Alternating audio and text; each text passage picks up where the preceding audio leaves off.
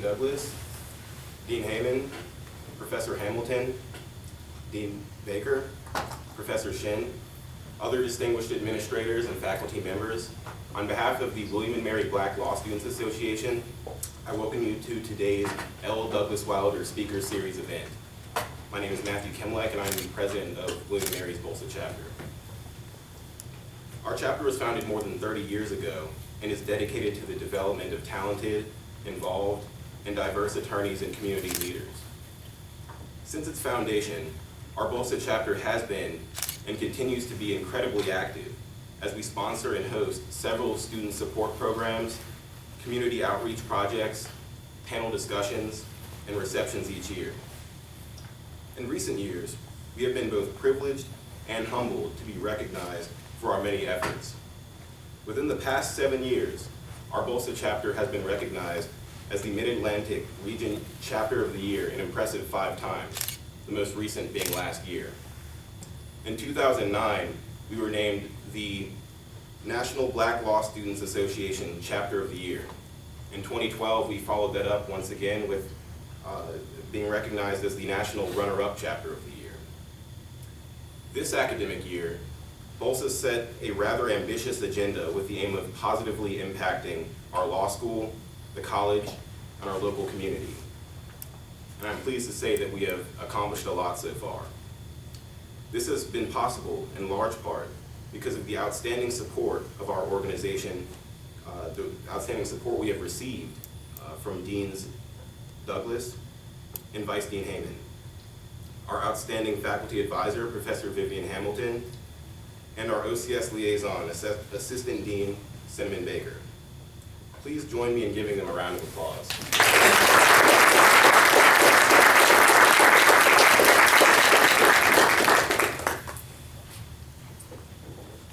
BLSA is only one of many organizations at the law school aiming to positively affect the law school and the greater community. Today we are honored to be joined by the Special Education Advocacy Clinic, led by Professor Crystal Shin. The Special Education Advocacy Clinic was formed to assist special needs children and their families with eligibility or individualized education program meetings, mediation, and administrative hearings. The clinic is designed to bolster the partnership between families and schools and is part of the law school's Parents Engaged for Learning Equality initiative. Law students working under Professor Shin's supervision offer their services to families at no charge. So thank you, Professor Shin.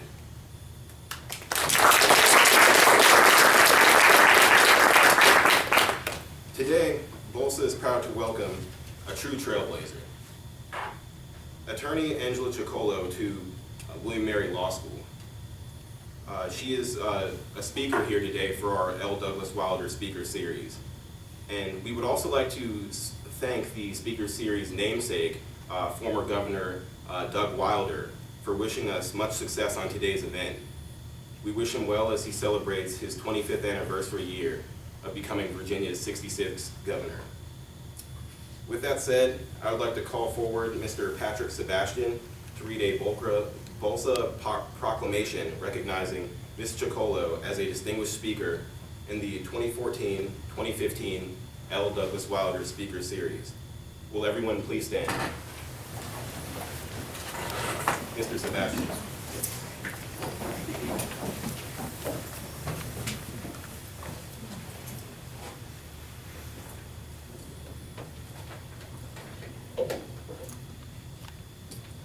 A proclamation. Whereas the W.C. Jefferson chapter of the Black Law Students Association at the Marshall Wythe School of Law at the College of William & Mary in Virginia calls upon well-respected individuals who have served in governmental, public policy, and legal capacities, and who have made significant contributions to the nation, the Commonwealth, and or the legal community. And whereas Angela Ciccolo, Esquire, has served in various legal capacities as an attorney with Ashcraft and Jarrell LLP, as an assistant general counsel for the National Association for the Advancement of Colored People, the NAACP, and as an international election monitor. And whereas Ms. Ciccolo's dedication, resolve, and excellence led to and guided her as the first woman to serve as general counsel for the NAACP, where she advanced the interests, policies, and goals of the NAACP and its members through litigation, which touched all aspects of the civil rights movement, including housing, voting rights, education, and criminal justice. And whereas Ms. Ciccolo served as a member of the U.S. Commission on Civil Rights Virginia State Advisory Committee, and whereas Ms. Ciccolo faithfully serves as an advocate and spokeswoman for inclusion, community, and persons with intellectual disabilities as Chief Legal Officer and Secretary for Special Olympics Incorporated. And whereas on January 22nd, 2015, the W.C. Jefferson chapter of the Black Law Students Association continues the William and Mary Black Law Students Association L. Douglas Wilder Speaker Series. Now, therefore, I, Matthew C. Kemelek, President of the W.C. Jefferson chapter of the Black Law Students Association, by virtue of the authority vested in me by the Constitution of the W.C. Jefferson chapter of the Black Law Students Association, do hereby proclaim Angela Ciccolo, Esquire, as a distinguished speaker in the William and Mary Black Law Students Association L. Douglas Wilder Speaker Series. In witness whereof, I have hereunto set my hand this 22nd day of January in the year of our Lord 2015. Signed, Matthew C. Kemelek, President, and Eduardo L. Lopez, Secretary.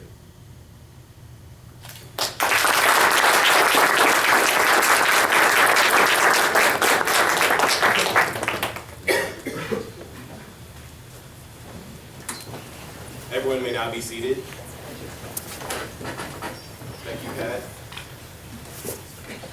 It is now my high privilege and distinct honor to present to you our Dean, Dr. Davison Douglas, to introduce our distinguished guest of honor.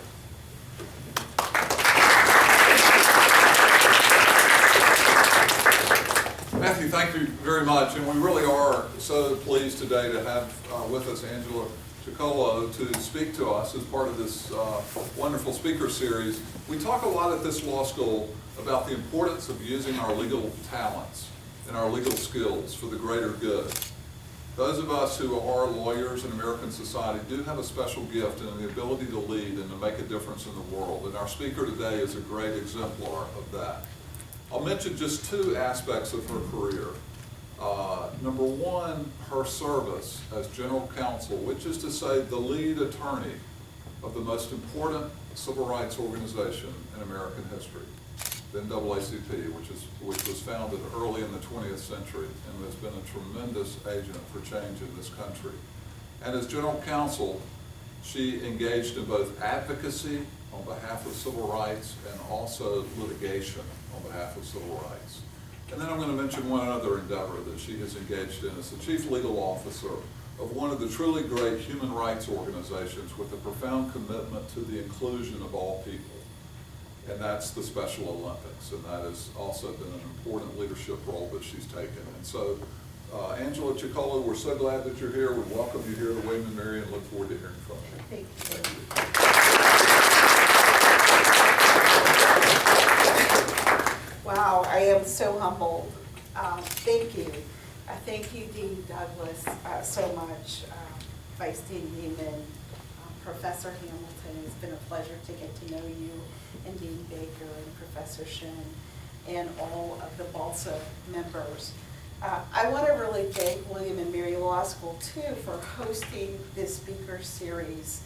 I am so proud to say that I have had students from William and Mary Law School work for me as law fellows and legal interns over the years. Interns like Bellama and Crystal Cadogan, who was once a student here. To all the students here, I know, like those law students who are smart and you are capable and you're getting a practical legal education rich in history. Some of you are relatively new to law school. Others of you are preparing to graduate to take the bar and move forward in your careers.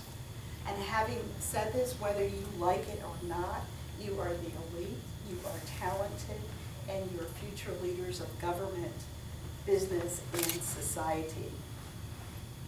Some of you may have plans for the years to come, some of you do not. Some of you are wondering why you ever decided to come to law school and how you will pay your student loans. And so I hope to inspire you today to say that no matter what circumstances you have come from, no matter how far you have had to travel to get here, no matter how you feel today, I want to remind you that you are here for a reason. You have immense power and you can change the world. I mean that. Now, I want to tell you about myself. I got to tell you a little bit about myself. Some of you I met at lunchtime. But I would confess that this isn't something that I like to do or even felt comfortable doing until relatively recently. I want to tell you about my background because that background shaped me and it made me want to change the world. So let's start. No matter what anybody tells you, it is not fun or glamorous growing up poor. I am a proud Head Start child who once lived in public housing, whose parents lived apart and struggled to make ends meet in Indiana, a Midwestern town. My great-grandparents came to Indiana from Kentucky looking for a better life, and my great-grandfather, Nathan Powell, was counted on the 1860 slave census as a 20-year-old slave, all 5'6" of him. And he joined the U.S. Colored Troops, the 120th Infantry, and later the 6th Colored Cavalry. And he was a fighter, and I've learned he wanted a better life. He wanted to change the world he knew, and he is my hero. So in this context, in my family history, race did matter. My mother was born in 1924. The same year, the Ku Klux Klan helped elect Indiana's governor, Edward Jackson. At this time, nearly 1/2 of the Indiana General Assembly were members of that organization, and that affected my upbringing because it affected where my parents could live, the jobs they held, the education they received, and even where they might travel after dark. It affected who they could marry and how they could live their lives fully. In this context, in my family, your sex did matter as well. When my grandfather died, my grandmother could not keep his business and could not buy a home because no one would sell one to her because she was a black woman and was unmarried. And this affected us economically. And I tell you all this because all these family members and their experiences and the obstacles that they faced, living in a shadow of fear and being told no because they were women or because of their color, shaped me and helped make me who I am.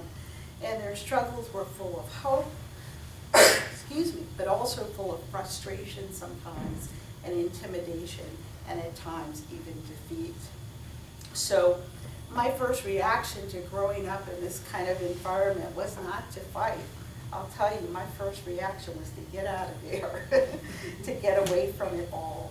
And I knew from a very young age that I did not want to be poor. I did not want to be unempowered.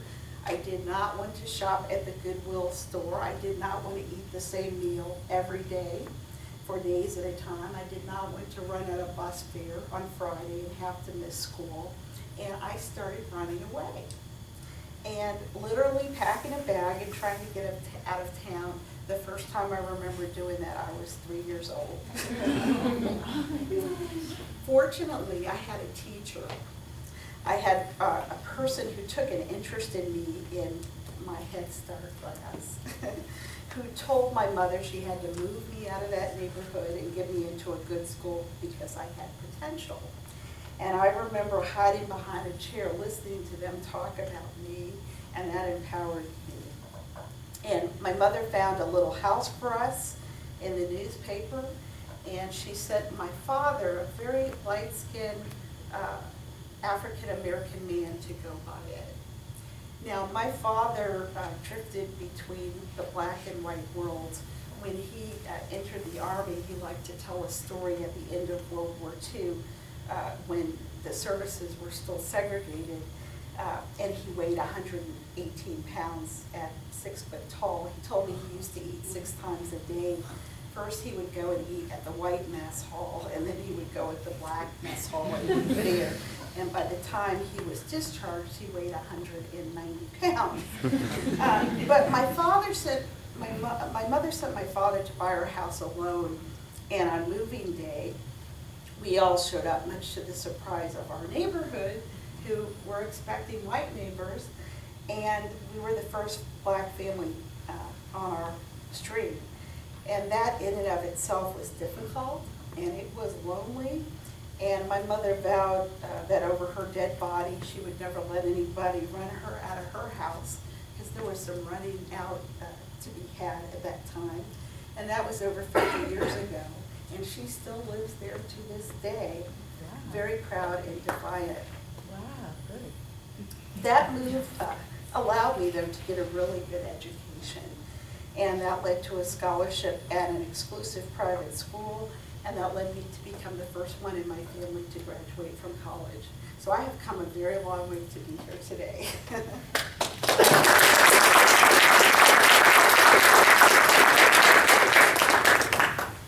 I had then, and I have now, a very strong faith. I believe that is the only reason I have made it this far. I believe we are in this world to make it a better place in big and small ways, and that is how we change the world. So I went to law school because I wanted to be part of change. I had another career and other jobs, and I had 3 children and a husband, and our family had great opportunities to live abroad. And it was about that time that my nephew, his name was Michael, who was like a younger brother to me, we were only 4 years apart in age, died. And he died in jail, and that was very hard for me to tell people for a long time. He was 19 years old, just making silly mistakes that teenagers make, and I would never see him again. Through reading his last letters to his mother, my older sister, and reading his dreams for when he came home, he only had 3 weeks left to serve at the time he died, and just being outright angry and frustrated at the injustice I knew had occurred, I decided defiantly I would go to law school, because I saw that as a way I could become an advocate. I felt the world had to change, and I had to be a part of that change. And I hoped to bring some good out of something really bad that had happened to our family. So I had to take a little detour for about a year because we were moving to Cairo. And I got on a bus there and rode across the Sinai Peninsula to Tel Aviv, where I sat in a room full of men and took the LSAT test, knowing that I would come back and go to school when we moved back to Washington, and that I would start to live my law school dream. So I went to law school with the help of my family. And if you can imagine going to law school with 3 children, and one of those children is a lawyer now, a member of the DC bar like me, I had to study very late at night, saw a lot of late night TV. I worked a few hours. I was fortunate my parents would come into town and watch our kids, and that's how I was able to do it. Sometimes my husband worked a second job, and I don't know what was wrong with me. I decided to go out and I joined a journal. And I became the writing program editor, and of all things, and truthfully, that time in my life is a real blur. I knew one thing for certain: I would not be able to change the world with all the student loans I had. And I became one of many law students asking for more programs that promoted public service and loan forgiveness. And those programs are more pervasive now, and they are a godsend if you want to go into work that will change the world. So I talked about this at lunch a bit. I made up my mind that I wasn't going to go into litigation. I had a little voice, as you can hear, and I couldn't ever see myself in front of a judge. and I told everyone so. And I made up my mind that I wanted to represent people, everyday people, people who couldn't find a lawyer to represent them, not companies, and that I would die before I worked at a big firm where everyone I knew was fighting to get hired. So I ended up clerking at a large plaintiff's firm during school because I needed the money. There was a recession, like I said. There were a few jobs. I had no connections. I had all these loans to pay, and this firm gave me a job. And they asked me to take the DC bar, and I found myself in my first trial 3 days after being sworn into the bar as a third chair counsel on a product liability case. There I was, smack dab in the middle of litigation, not where I expected to be, but maybe where God had put me. And I was a litigator, whether I liked it or not. My second trial was 2 months later, and I had graduated to first chair by that time. And I was working with another attorney who had never tried a case either. And he had just waded into the bar and didn't really know very much, and no one wanted this case. Our client had a serious superseding intervening head injury, and he slept during most of the trial. I'm not kidding. He snored so loudly that the jurors could not help but laughing. We were in one of the old DC courtrooms, I think where they tried the Lincoln co-conspirators, so we were right up on the jury, and he was snoring. And I had an eyewitness though, but she had gone blind since the incident in question, and she had to be led to the witness stand and could not see any of the exhibits. She could not see them because she was blind, if I didn't already mention that. So I, being bold, asked the judge to please let us approach, and told him this was our first time doing this by ourselves. And if we were doing anything wrong or embarrassing, please call us up and let us know, because we did not want it to negatively affect our client. And our opposing counsel had a field day making fun of him during that trial. Well, the jury went out and came back, and we won that case. And that family received more money that day than it had ever had, and their lives were greatly improved. And that was a real charge for me. I prepared and won my first 6 jury trials and continued to try cases, winning some and losing some more along the way. I learned that if I was candid and if I treated everybody well like I wanted to be treated, and that if I really prepared for my case, that I could change the world for my clients. And from that experience, I learned that I could change the world for people who were not familiar with the legal system and how to navigate it. And I learned to try cases, any kind of cases, very small, very large, either representing plaintiffs or defendants. And I found that skill was something that I use to this day. And I found that some of my friends who had sought opportunities at big firms hated their jobs and had broke writing memos and had never been to court. So it really did turn out well.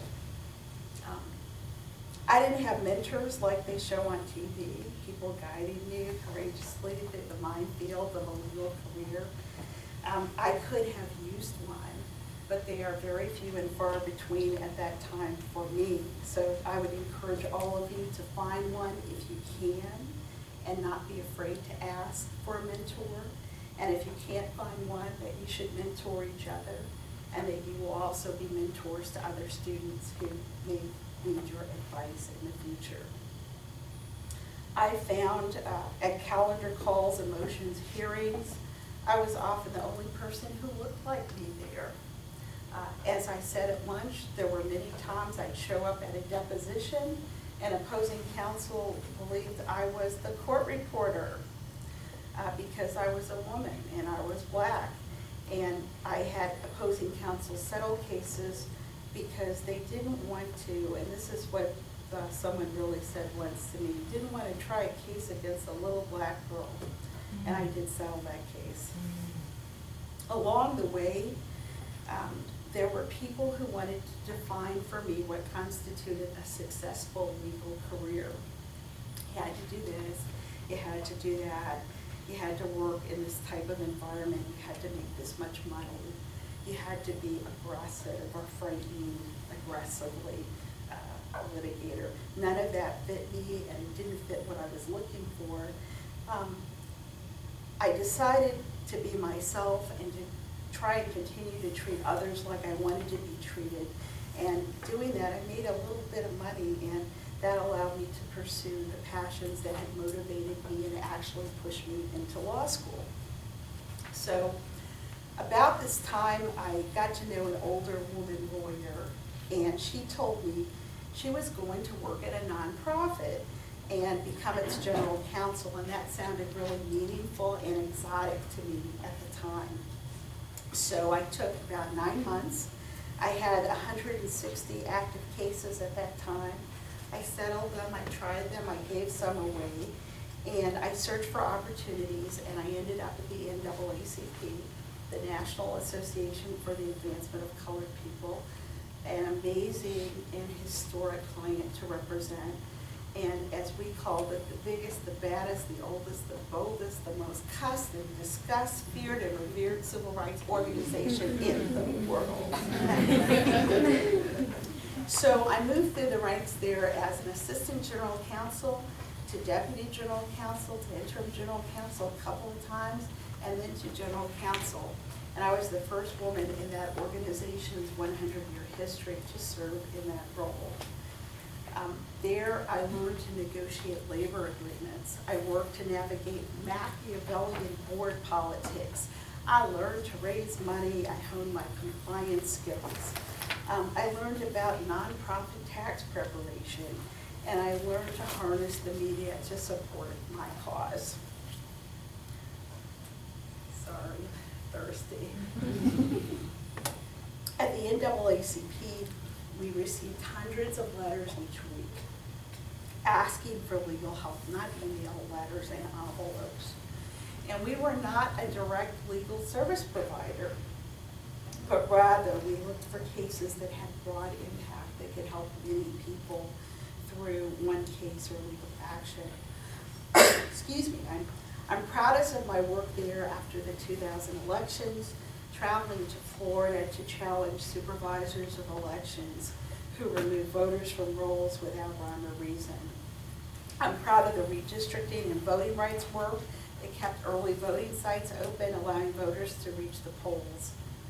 I'm proud of our home mortgage lending litigation that was filed in 2007 when many argued that banks were not a problem. Wow, they got a big surprise. Those cases raised record funds from litigation for the NAACP.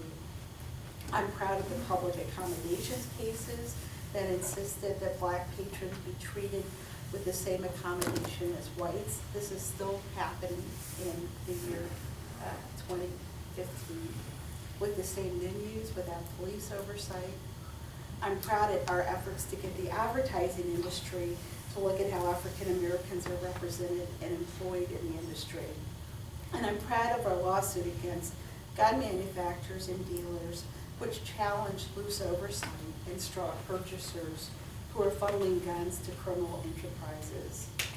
I'm very proud of telling the IRS no when it subpoenaed our records and tried to silence free speech. And the IRS did back off on that one. That was a great day. I'm proud of the Law Fellow program that I started that gave students an opportunity to learn more opportunities about practicing law than just working in a firm. And it gave me a chance to be a mentor that I talked about and to bring others along. I'm proud of our work in France where we advocated for a more expansive approach in that country to help minority citizens achieve broader integration, a problem that persists to this day that some say has helped foster radicalization. I hone my skills in direct action, litigation, legislative advocacy. I learned how to conduct a protest march and rally, and I was changing the world. So 2 cases in particular affected me greatly and helped really bring me to where I am now. I want to tell you about those. One case came to me in the form of one of those letters I was telling you about, and it was written by the cell block mate of a man named Marvin Lee Wilson, who was on death row in Texas. Mr. Wilson, he had an IQ of 61, and he couldn't write the letter himself. His friend there wrote it for him, and he was appealing a murder conviction. We filed an amicus brief on his behalf, which challenged the very highly subjective manner which Texas used to determine that he was subject to the death penalty. Unfortunately, Mr. Wilson lost his battle and he was executed in 2012. I wish that Mr. Wilson had had a record when he was in school about his struggles and his education and his testing that would have made a record for him, a lifelong record of his IQ. And then there was the retrial of Daryl Atkins. And Mr. Atkins, as you probably know, was made famous in the Supreme Court case, the 2002 decision, I think it was Atkins versus Virginia. And in that case, the U.S. Supreme Court ruled that executing the intellectually disabled, at that time they used the word mentally retarded, which we don't really use at Special Olympics anymore. They ruled that constituted cruel and unusual punishment and violated the 8th Amendment. The court, however, and this was very interesting, left it up to the states to determine what constituted intellectual disability. So what most people didn't realize about that decision that was widely praised is that it was not the end for Daryl Atkins. The court actually sent his case back for adjudication of his intellectual disability back to York County Court, not too far from here, and to that same court in which he was convicted and sentenced to death.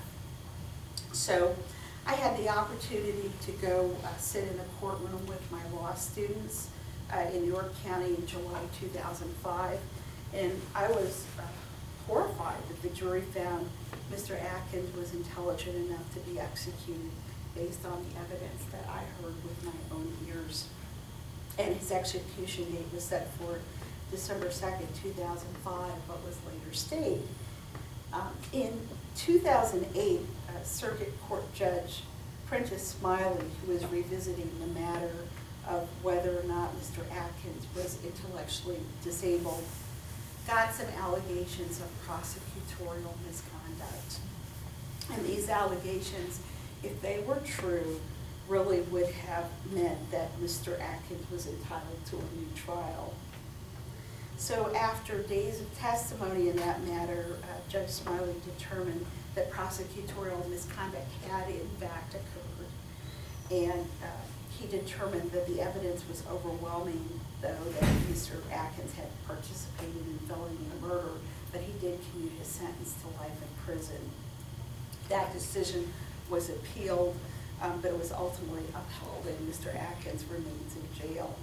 Now, that case touched me, not because I wanted to excuse Mr. Atkins or his involvement in a really serious and horrific crime, but it did convince me that Mr. Atkins and Mr. Williams were the tip of an iceberg, and I began to explore the difficulties that people with intellectual differences face, people who had no one to advocate on their behalf. So, little thereafter, someone had heard about me, and they told the people at Special Olympics about me, and they were looking for a new general counsel. And this seemed a right place for me because the Atkins case and the Wilson case had led me to look at the justice or injustice that people with intellectual disabilities suffered. And you know, I always wanted to change the world, and I decided I wanted to change the world for them. So today I serve as the organization's chief legal officer and secretary of its board of directors. I'm a director of its European Foundation and limited liability company in Singapore. And I also, in my spare time, oversee its human resources and business services. So if I can, I'd like to tell you a little bit about what I do now. I serve an amazing movement, and that's what Special Olympics really is. It is a movement. It is the world's largest sports organization for people with intellectual disabilities. Now, when I say largest, I really need to give you an idea how big that is. It means there are over 4.5 million Special Olympic athletes in over 180 countries around the world.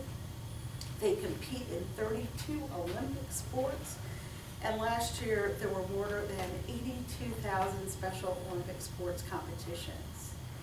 So when I say largest, I mean we are the world's largest provider of health services for people with disabilities, because you really need a strong and healthy body to compete in athletics. When I say largest, it means that Special Olympics events like our World Summer Games in Los Angeles that will be held this summer will be the world's largest sporting event held in 2015 with over 7,000 competitors.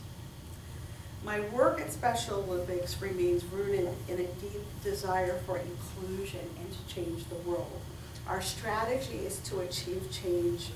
It's probably not the first idea that would come to your minds. Our strategy and plan is not complicated. It's not sophisticated. It's not amazing, but it's something that anyone can do, no matter what their race is, their sex, how much money they have, or where they live. Our Change the World plan is sports. All you have to do to be a part of our plan and to be a part of our movement is to pick up a ball and join the game. So I'm going to show you how easy it is. I need a volunteer. You're right here. So, can you help me, Julie? Okay, so I want you to reach in that bag there, and I've got some of my tools I use, and I want you to throw it out there.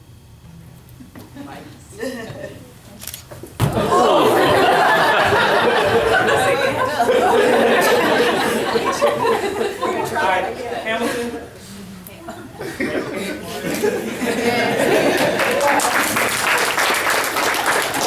See, that was easy. We're going to try that again. Let's do that again. Okay. That's how basketball. All you have to do to be a part of our movement is to pick up the ball. There we go. All right. Let's do that one more time. Okay. It really is easy. All you have to do to understand our plan and to be a part of our movement is to pick up a ball and to join. You got somebody in the back. Get some air under it, Jean. Get some There we air go. under it. One of those is for you. Oh, thank you. Okay. Now, okay, you ready? One more. Looks like a torch. Malcolm, come on, you know.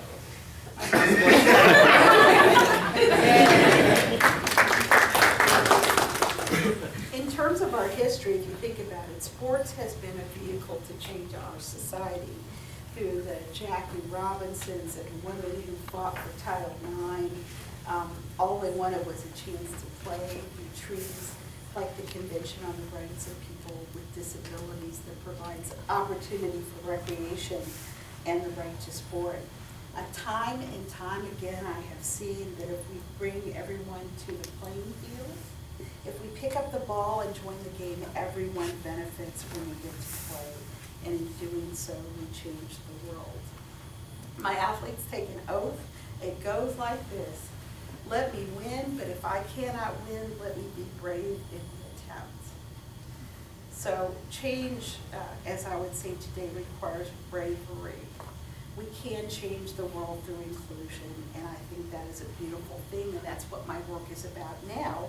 It is about sports and inclusion and change for all people.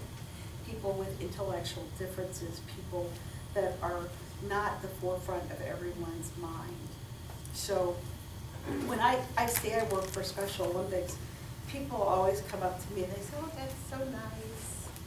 That is so special Olympics. But I just really need to tell you that what we do isn't nice, it is urgent.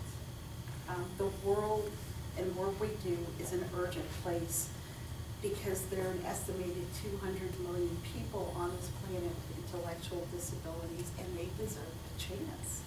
They deserve a place at the table, a place in your workplace, a place in your community, a place on your team.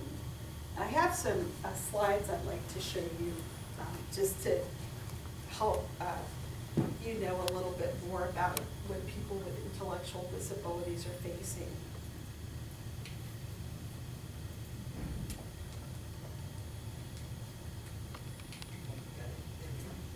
People with intellectual disabilities are the most marginalized people in the world. These are true pictures. 1 to 3% of the world's population has an intellectual disability. And those disabilities are present in all countries, societies, and communities worldwide. People with intellectual disabilities experience chronic health problems due to insufficient care, poor nutrition, immobility, and their disability.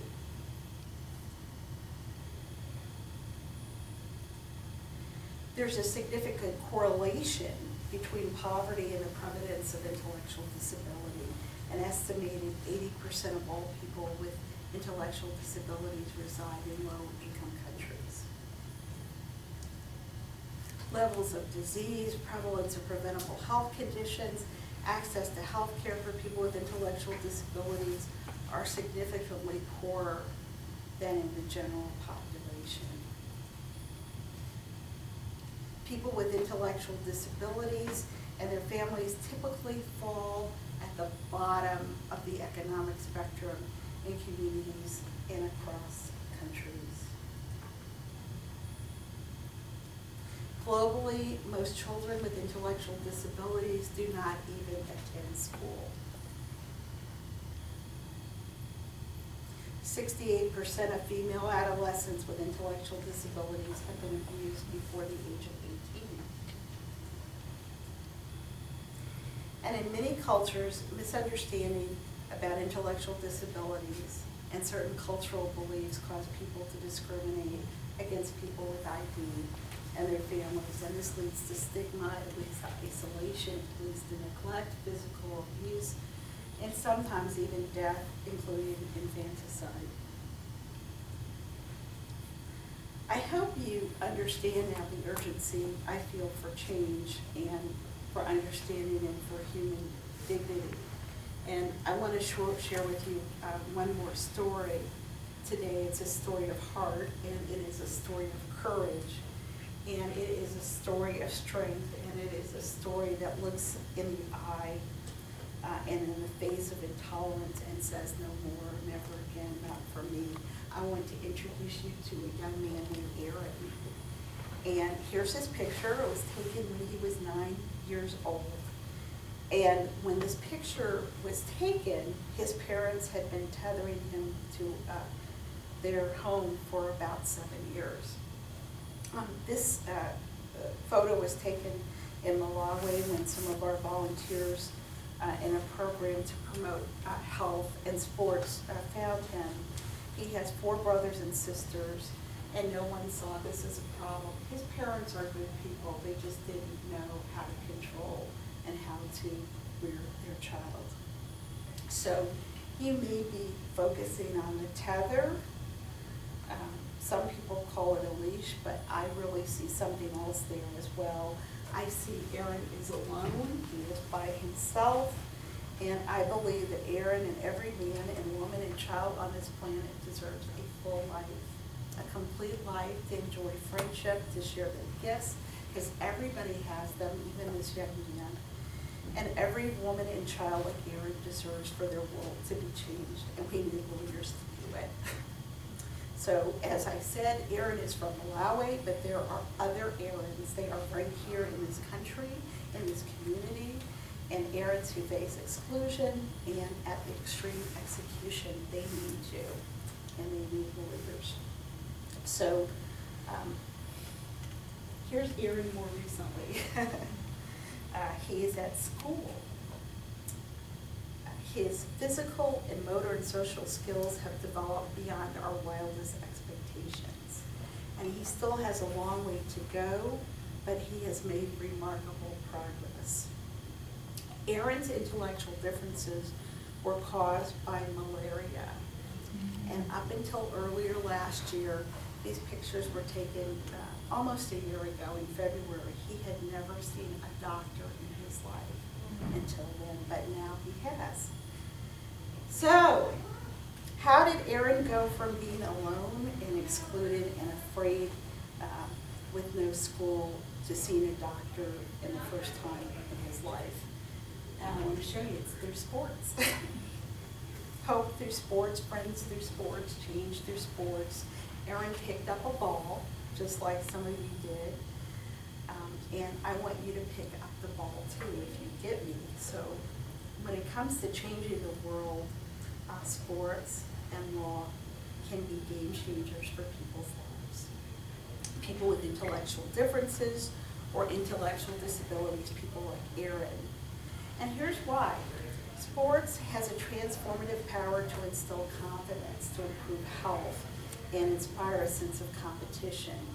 Through sports, we shift the focus on what our athletes can do, not what they can't do.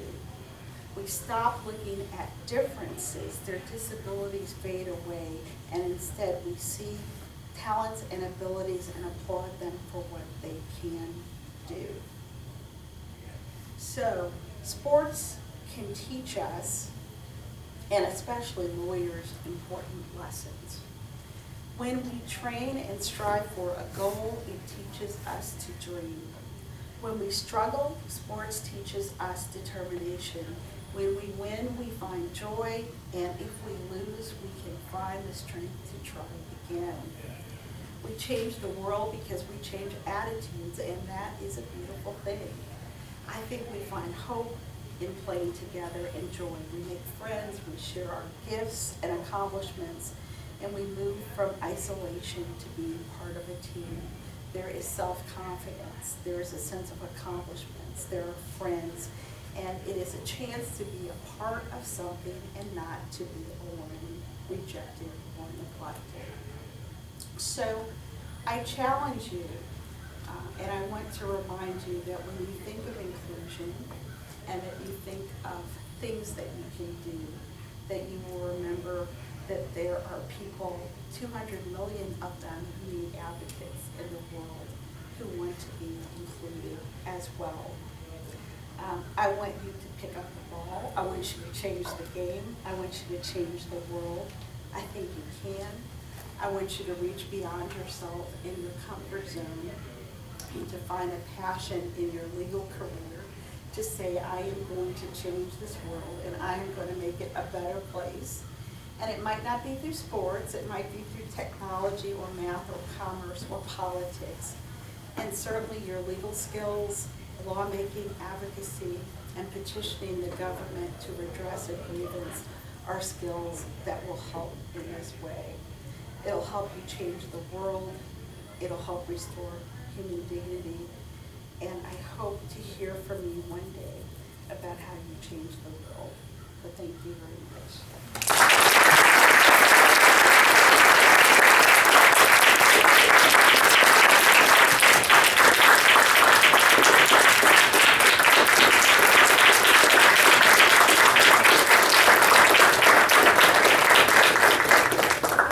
Thank you, Mr. Ciccolo, for coming today and giving us that inspiring talk.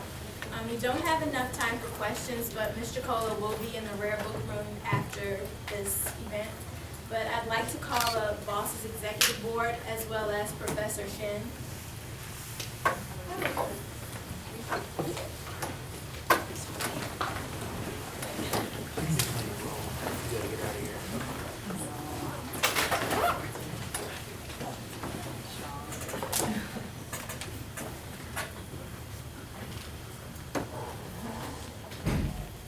Mr. Ciccolo, thank you for coming. And as a small token of our appreciation, we'd like to present you with this. And it reads, William and Mary Black Law Students Association honors Angela Ciccolo, Esquire, as a distinguished speaker in the 2014-2015 Douglas Wilder Speaker Series, January 22nd, 2015. Thank you.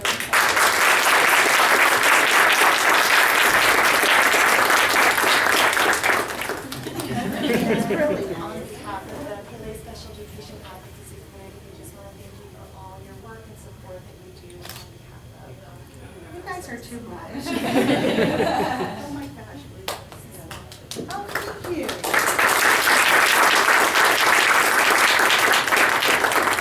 I need this. Solomon knows I'm a pen thief.